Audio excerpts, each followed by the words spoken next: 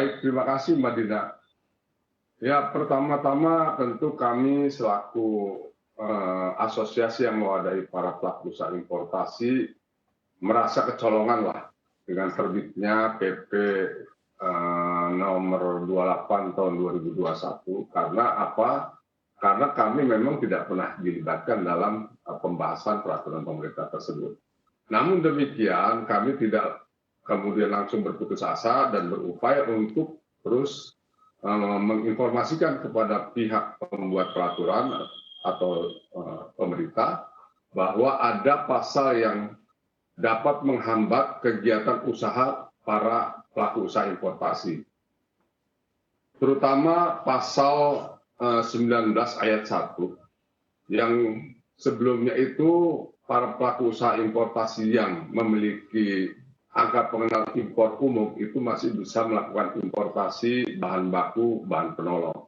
Namun dengan diberlakukannya PP 28 tahun 2021 ini, sejak Desember, tepatnya itu tanggal 15 Desember, para pelaku usaha yang selama ini melakukan kegiatan importasi bahan baku, baja dan turunannya, itu sudah tidak bisa lagi melakukan kegiatan importasi.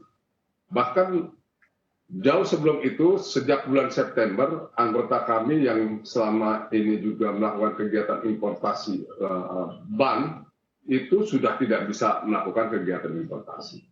Jadi menurut saya memang ada yang perlu direvisi dari peraturan pemerintah, dan kami coba berkomunikasi dengan pihak pemerintah dan juga menyampaikan melalui berbagai kegiatan baik di media maupun langsung. Kemudian direspon oleh pemerintah dengan melakukan revisi PP 28 utamanya di pasal 29 yang langsung berkaitan dengan anggota kami.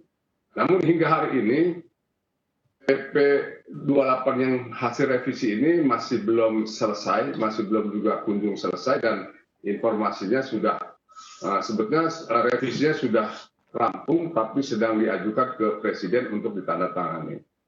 Bagi para pelaku usaha importasi ini merupakan pukulan yang sangat luar biasa di tengah-tengah kita sebentar lagi menghadapi Lebaran, kemudian juga perusahaan harus membayar THR buat karyawan, dan sudah berapa bulan kami tidak melakukan aktivitas. Ini luar biasa sangat merugikan. Baik. Dan dari hasil kecil-kecilan survei dari 150 perusahaan yang berpotensi, kalau ini tidak cepat direvisi, berpotensi bisa merumahkan karyawannya sekitar 23.000 orang. Baik, Pak Subandi.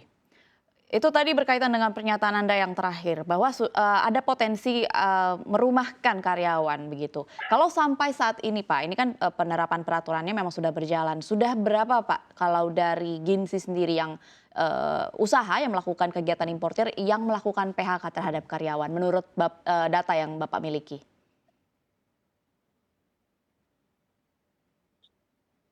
Jadi kalau menurut data yang kami miliki, saat ini memang belum sampai di PHK secara permanen, baru diistirahatkan, dirumahkan. Bayangkan Mbak, dari sejak Desember hingga bulan 4 ini, bahkan kalau importir ban itu sejak bulan September tidak ada aktivitas, kami hanya mengeluarkan gaji aja. Dan tentu ini tidak bisa terus berlanjut karena menjadi beban perusahaan. Jadi sementara untuk diistirahatkan, tapi kalau sampai bulan Juni ini juga belum